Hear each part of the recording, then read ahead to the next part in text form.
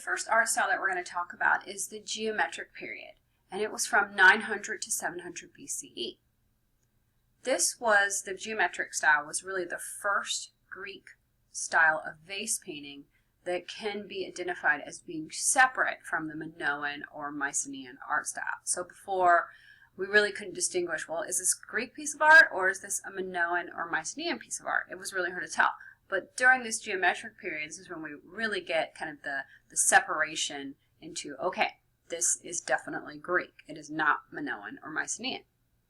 The style becomes widespread after about 900 BCE. And here are some examples of the style that we looked at before. Remember, these are just basically what the name says. They are vase paintings that depict geometric forms. Now, of course, this has a figure of a horse on the top, but we're looking at the vase painting here. Now, this is pretty common for the geometric period, is to have these geometric shapes, and like that's it. But the example that we're going to look at today actually has figural decoration. And this is from later in the period. So the geometric period is from 900 to 700 BCE. At the end of the period, about 750 to 700 BCE, we start to see figural decoration on these geometric style vessels. The one that we're looking at today is called a funeral vase, or funerary vase, and it is in the shape of a crater. This is the type of vessel shape that it is. It is made of terracotta, and it's rather large. It's about 3.5 feet tall.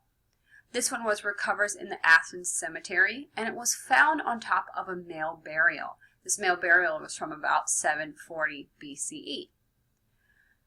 It actually serves as a grave marker, so kind of like a tombstone. Now, it is very large, so it does show us that this was a status symbol.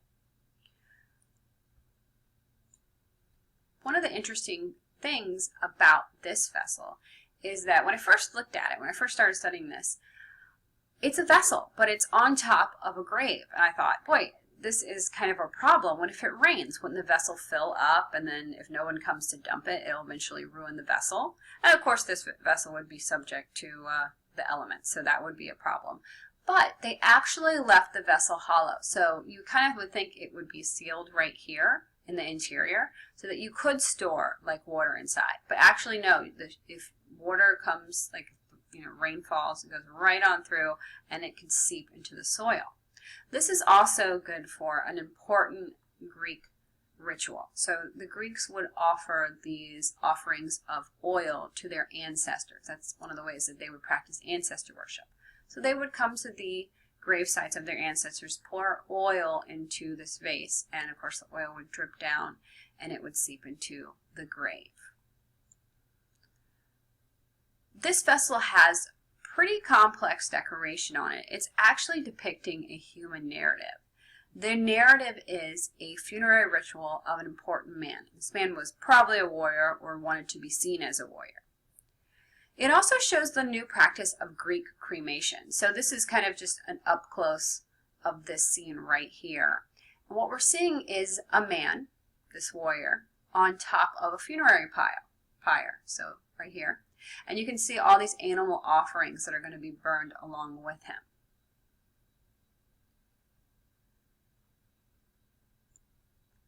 Now, when we look at this image, we actually see that the human body is really broken down into very simplistic shapes. I mean, we have this triangle to represent the torso, and then we have sort of a variation of a triangle to represent the upper areas here, and then we have his legs. So how do we actually know that this is a male? How we know is, if you look very closely right here, there is his male genitalia. So here's the main scene here. He is being burned on a funerary pyre, and here is a priestess performing rituals. Again, how do we know it's a woman? If you look very closely right here, you can see these two little dots that represent her breasts. So we know that she is a priestess performing whatever rites were necessary for the ceremony. Over here we have his wife and his son. Now, some people have speculated that because they are standing on top of the funerary pyre, that it represents human sacrifice. Human sacrifice was not unheard of for the Greeks. It's in a ton of their myths, but in this case, I don't think that's what it is portraying. I think that it's actually showing kind of the continuation of the line, and that's why it's depicting his son so close to him, and of course his wife, among other things. So also in this top register, so we have the kind of main scene going on here, and then we have these people standing over to either side.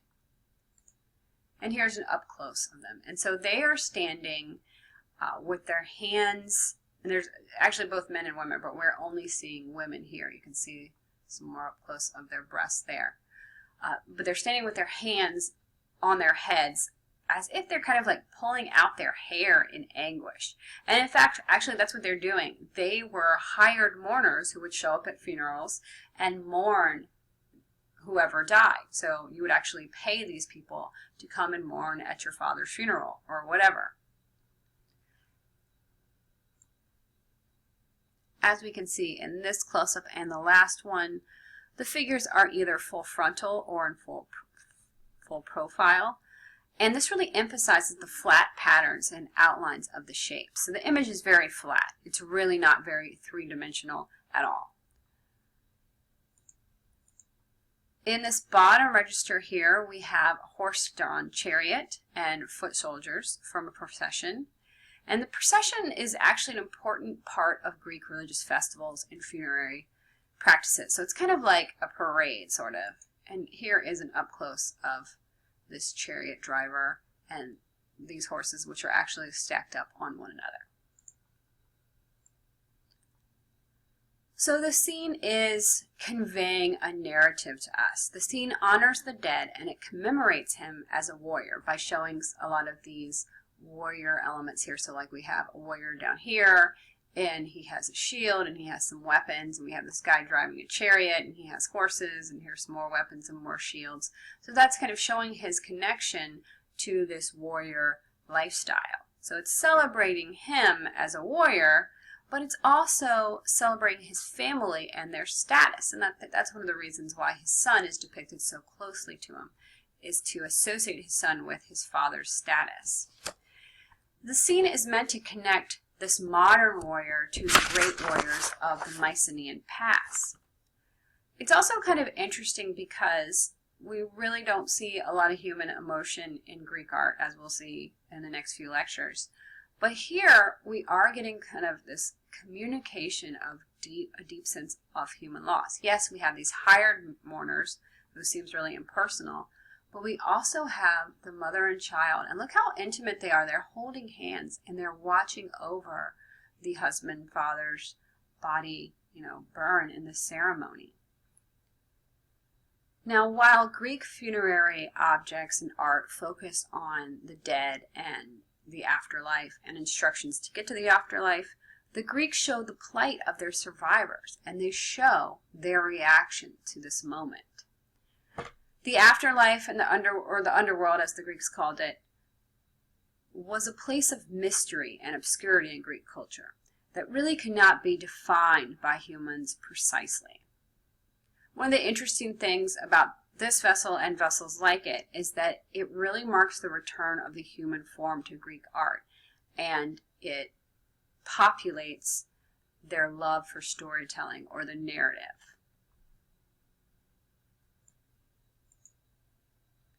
I bring this image in because we can still see that the Greeks are being influenced by earlier Aegean periods. Look how similar these forms are. Just very simplistic way of depicting the human form. And here is just some other images. This one is from the Met, so you actually can go visit it today in the Met. More images here. Here it kind of gives you a sense of perspective to see how big these things actually are. I'm not very tall. I'm like 5'4", but this is me a few years ago when I went to visit the Met, and I got to see these vases. This is actually a very similar one to the one that we were talking about, but they do have the one we were talking about in the Met. The next period of Greek art is called the orientalizing period, and it began about 700 BCE. this is when the potters of ancient Greece were really still influenced by the motifs of the Near East, Egypt, and Asia Minor. So they're kind of turning away from that Aegean influence and they're looking at these other cultures. They were influenced by these cultures through trade and also through colonization. Now, the Greeks don't just copy what they see in the Near East and Egypt and Asia Minor. Instead, they see these artworks and they draw on them. They draw on these cultures to invent a new approach to vase painting. Some of the characteristics of the style are more open compositions. We can kind of see that with this one. So this one is actually pretty packed. That one is not a great example of it. But this one right here, we can see those great open compositions. In both of them, I think we can see these large motifs, but particularly this one is a great example. Large motifs of real and imaginary animals, also abstract plant forms, and human figures. The one that we're looking at right here, which used to be in your book, but I think they have taken it out now, is a picture, and it is from Corinth, and it was produced about 600 BCE. It's almost a foot tall.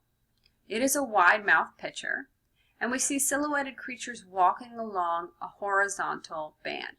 Remember these registers that we talked about with the Near East. So again, they're separating the themes with these registers, just like we saw in the funerary vessel as well. So we see these composite creatures. We have lions right here. We also have serpents. So here's a serpent over here. And then we have these composite creatures, kind of like those lamassus that we saw. They're actually inspired by the lamassus and sphinx and figures like that.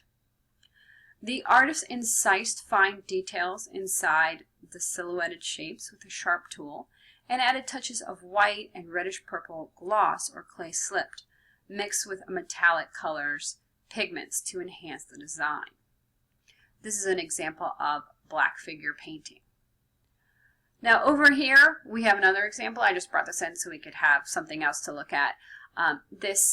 We actually have a siren, and maybe you can see her a little bit better there. These human bird creatures that if you've read or seen a movie of the Odyssey, you've probably been introduced to them. And they are also depicted on this vessel with other creatures.